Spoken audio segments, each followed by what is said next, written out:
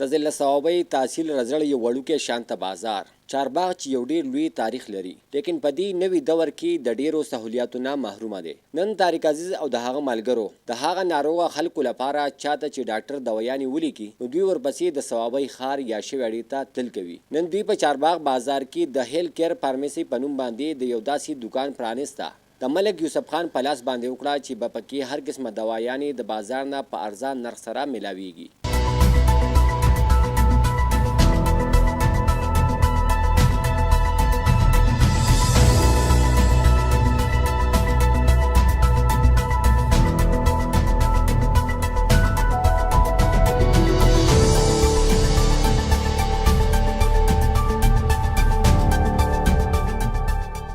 ملک یوسف خان چې په ډیر کم عمر کې د خپل خسړیتوب او د علاقې د خلکو خدمت له وجې نه د لوی وړو په زړه کې د مینې یو داسې کور ودان کړی دی چې په غټو غټو جرګو کې په مشرۍ رابللی کېږي. نن د هیل کیر فارمیسي د پرانیستې په موقع دوی ډیره خوشحالي څرګنده کړه او هغه ضرورتمند خلک چې د دوایي اخیستو چارې نه رسي د هغو لپاره یې د فری دوایانو اعلان هم وکړو. ډیر ښه کار په دې وشو چې لکه زموږ چې څومره کم خلک وو مطلب زموږ د علاقې یا موږ خپله ټول چې موږ به تلو ګوهاټي ته یا زیات هلته به میلاو نه شو یو دوی یا دغه صوابۍ ته به تلو بیا به شوي اډې ته تلو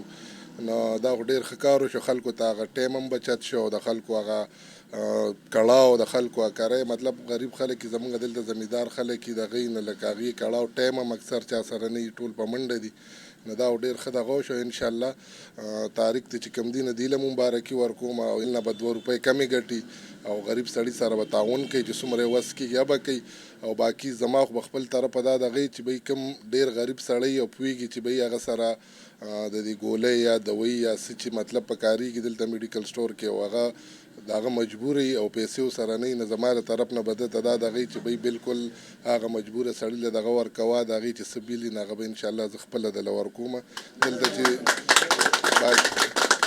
باقي نور خو چې کوم حالات دي د ملک او حالات او سیستم چې کوم روان دی نو چې هغوی ته ګورو نو لکه خو غټ سړی دی خو غریب سړی دی خو مزدور کاره دی خو نوکر پیشه دی نو ټول تنګ دي خو بس الله دې زموږ په حال او د ټولو باندې رحم وکړي. په چارباغ بازار کې د دې فارمیسۍ له وجې نه ګیر چاپیره د ډیرو کلو خلکو سره به کلیوال ډاکټرانو ته هم ډیره اساني راشي. په دې موقع ډاکټر مراد علي پاسون نیوز سره د خبرو ترو په وخت وي او دا خو ډېر یو ښه کار وشو د دې علاقې لپاره زموږ دپاره دې ته هم سهولت شو د خلکو ته به سهولت وي او انشاءالله موږ نه چې څه کېږي دې سره به تعاون کوو دوی به موږ سره تعاون کوي. یقینا چې د دې ځای خلک ډېر زیات غریبانان دي او کمزوري دي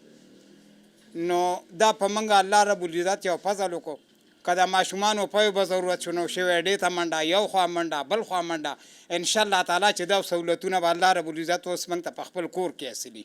شهاب خان هم په خپل گاوند کې د دې فارمیسۍ په وجود کې راتلو باندې ډیر خوشاله ښکارېدو او د مبارکۍ نه پس د فارمیسۍ والونه د علاقې د خلکو سره په ښه نرخ باندې د دوایانو ورکولو تمه څرګنده کړه. ډېره زیاته د خوشحالۍ خبره ده. زمونږ د پسمانده غونته علاقه ده یو ورکوټې غونتې بازار دی نو په دې کې د ضرورت دوایانې چې کومې وي او کوم معیاري دوایانې وي نو هغه تر نن ساعته پورې ډېرې نافید وي.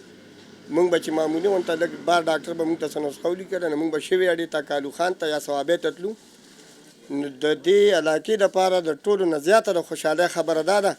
چې انشاءالله تعالی دا امید لرو چې دلته معیاري دوایانې میلاویږي.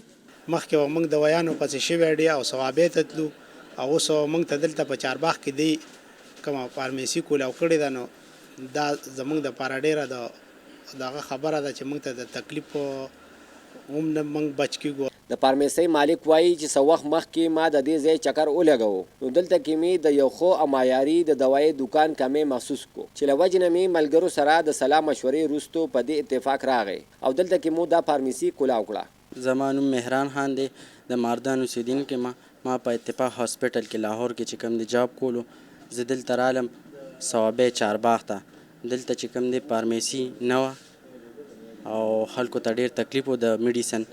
دلته موږ د هیل کیر په نوم باندې یو فارمیسي سټارټ کړه چې په هغې کې هر قسمه چې کوم دی د ډاکټرانو دلته چې کوم ډاکټرانې نسخې لیکي د هغې او داسې روزمره زندګۍ چې کوم سامان میلاویږي دلته په ښه ریټونو باندې دلته میلاویږي. که یو طرف ته خلک د پیسو ګټلو په نیت کاروبار شروع کوي نو بل طرف ته داسې خلک چې د کاروبار سره سره د خلکو تکلیف لرې کولو لپاره داسې قسمه سوچ فکر کوي چې ګټه کمه خو خدمت سیوا یې مقصد وي. د کیمرامین عبدالله جان سره سمد انجم، پاسون نیوز، چارباغ، صوابی.